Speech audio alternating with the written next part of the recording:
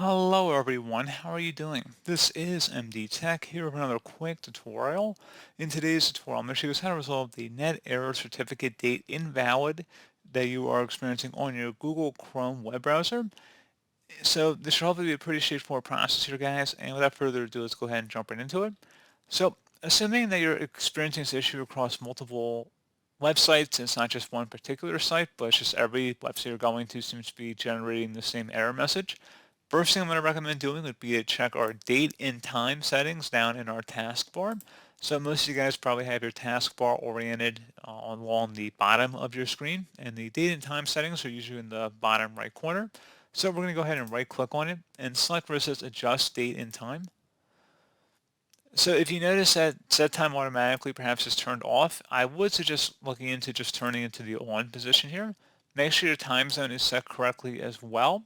And if for some reason setting the time automatically does not resolve the issue, you can opt to manually change the date and time settings. So if you scroll down and where it says set the date and time manually, and you select the change button, you can go ahead and actually manually change it.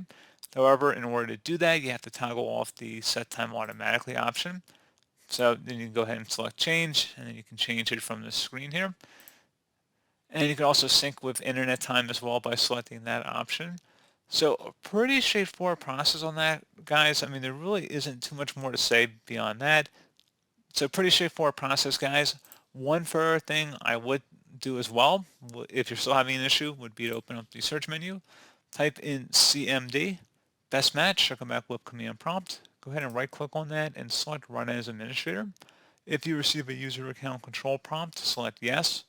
And now into this elevated command line window, you want to type in ipconfig space /flush DNS. Flush DNS should all be one word attached to that / out front.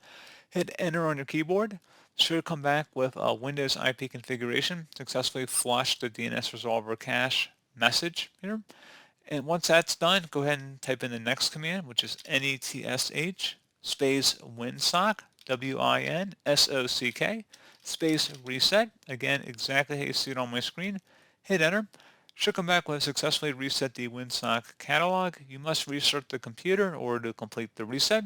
So once you have a blinking cursor down here, you just go ahead and close out of the command prompt window.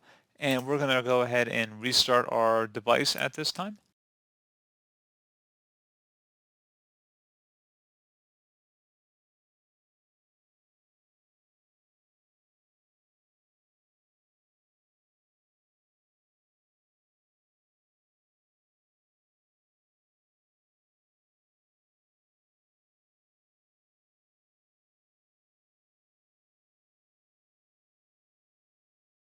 And there you go, guys. Hopefully I was able to help resolve your issue. And as always, thank you for watching. Do hope I was able to help you out. And I do look forward to catching you all in the next tutorial.